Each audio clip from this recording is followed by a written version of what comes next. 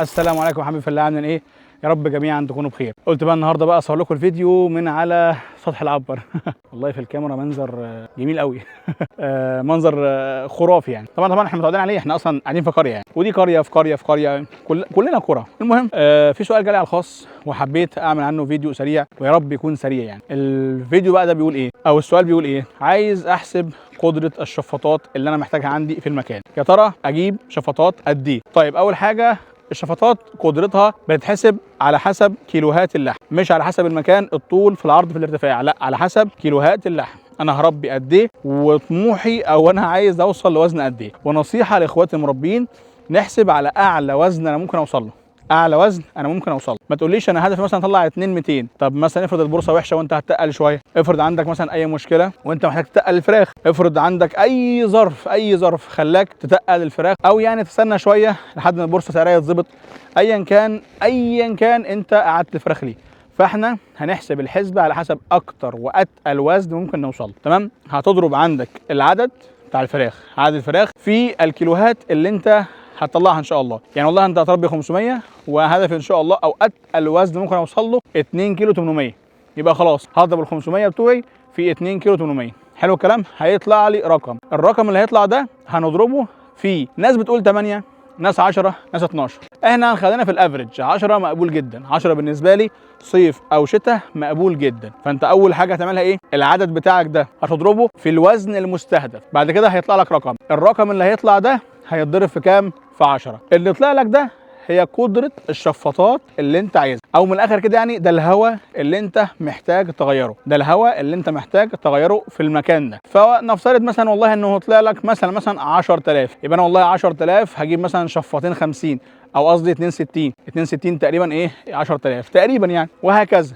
حسب بقى الرقم اللي يطلع لك. شوف انت هتجيب كام شفاط. طيب هل بس كده؟ لا مش بس كده، في ملاحظات كتير جدا تاخد بالك منها. رقم واحد، اخصم من اي شفاط انت هتختاره او تجيبه 15%. ليه؟ دول بيروحوا مثلا اي شفاط متركب في مكان بيحصل له كده يعني زي قولة جهد عكسي، بيحصل له التيار داخله ضعيف، بيحصل له اي مقاومه بتؤدي الى ان الشفاط ده ما بيطلعش الكفاءه او القدره اللي مكتوبه على الشفاط. فانت اخصم دايما 15%. ده هدر كده يعني، والله مكتوب لك ان الشفاط ده هيخرج 4900، انت طبعا ماليش قوي في الرياضه، بس انت اخصم مثلا 15%، قول والله مثلا بيطلع بس 4200 4000، يعني حسب بقى انت هتطلع معاك قد ايه. فمهم جدا انك تخصم 15% هدر، 15% هدر من قوه الشفاطات. بعد كده بقى ان شاء الله تجيب شفاطات تساوي القدره اللي انت طلعتها، القدره او حجم الهواء اللي انت محتاج تغيره، اللي احنا طلعناه العدد في الكيلوهات او متوسط الكيلوهات اللي انت عايز توصل لها، او متوسط الوزن يعني، والرقم اللي طلع لك ضربناه في 10. هو ده بقى هنجيب شفاطات تكفيه بعد ما نخصم 15% هدر. ارجو يكون الكلام واضح. طيب هل كده بس؟ لا مش كده بس. القدره طلعت لك دي، والله انا طلع لي قدره مثلا 14000، هل اجيب لها شفاط 80 واحد بس؟ ما هو تقريبا بيساوي كده، اللي هو بتاع الاتحاد الاوروبي ده تقريبا. لا، الرقم اللي يطلع لك هنا بقى فيه قولين. اول قول ان احنا هنقسم الرقم من القدره اللي طلعت دي على 3 او على 2، يعني نجيب شفاطين او 3. ليه يا عم؟ واحد وقف، واحد والله حصل فيه مشكله، والله مثلا اثناء انقطاع الكهرباء عندك وانت عندك مولد مش هيقدر يشغل كل حاجه فتشغل شفاط واحد. ايا كان السبب لازم يبقى عندك باك اب، حاجات احتياطيه، شفاط احتياطي، عشان لا قدر الله حصل اي ظروف. فانت ما تجيبليش شفاط واحد بس والموضوع انتهى، لا هات اكتر من شفاط. فانت اقسم القدره اللي طلعت دي على 2 او 3. دي اول معلومه. تاني معلومه، في اول راي، لو انت هتقسم القدره دي على 2 او 3 لازم شفاط من هذه الشفاطات يكون متركب له ديمر او انفرتر، حسب بقى القوه الماديه بتاعتك، وحسب بقى الشفاط ده هو قد ايه، كام واط او كام حصان او الى اخره. يعني ايه ديمر او انفرتر؟ يعني من الاخر كده مفتاح سرعات. لازم الشفاط انت هتجيبه ده سواء كان 1 أو 2 تركب له مفتاح سرعات. ده اول راي، وده برضه راي كويس وزي الفل وراي صحيح. تاني بقى راي اللي انا بميل ليه، او اللي انا عايزه، او اللي انا بعمله، او اللي انا عملته اوريدي عندي في العنبر بتاع البيت، واللي ان شاء الله هعمله في العنبر الجديد، ان انا بقسم القدره دي، بجيب برضه شفاطين او 3. يعني القدره دي انا هقسمها برضه على شفاطين او 3، على 2 او 3، ولكن بخلي بقى شفاط من الاثنين او الثلاثه بيساوي 50% من القدره. يعني بجيب شفاط بيساوي 50% من القدره. بقى قد ايه؟ بقى كمان 50. بجيب شفاط مثلا بيساوي 30 21. طيب ليه بعمل كده؟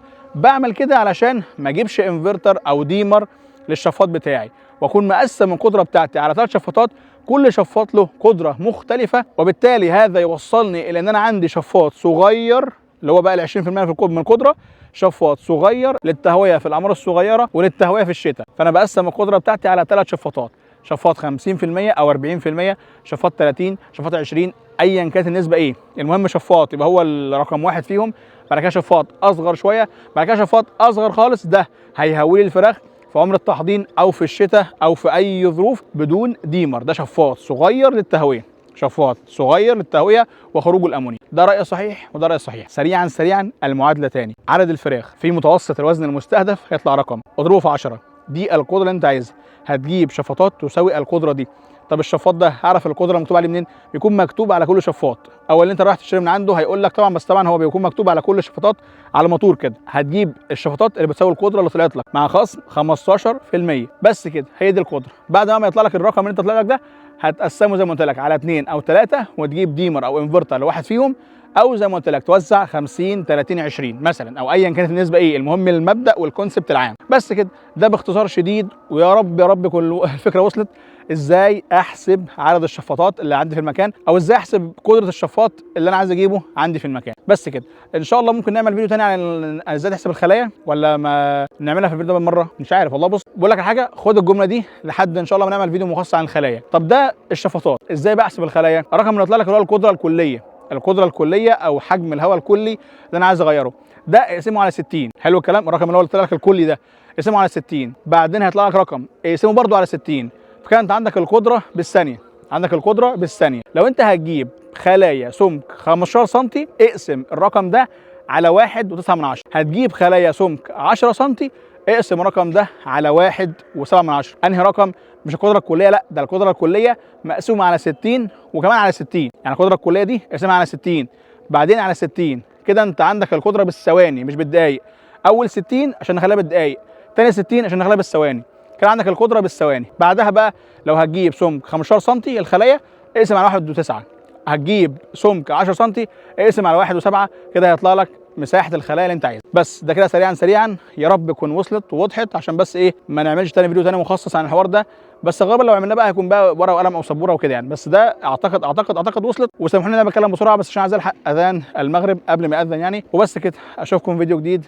وتاني مره قبل ما اقفل يعني منظر عظيم جدا والله، منظر خيالي، الواحد بيجيب كرسي هنا وكوبايه شاي ويقعد فوق العنبر طول اليوم اصلا. بس اشوفكم بقى في فيديو جديد، والسلام عليكم ورحمه الله وبركاته. ودايما زي ما بنقول، ربنا رب يجبركم ويفرحكم جميعا. السلام عليكم.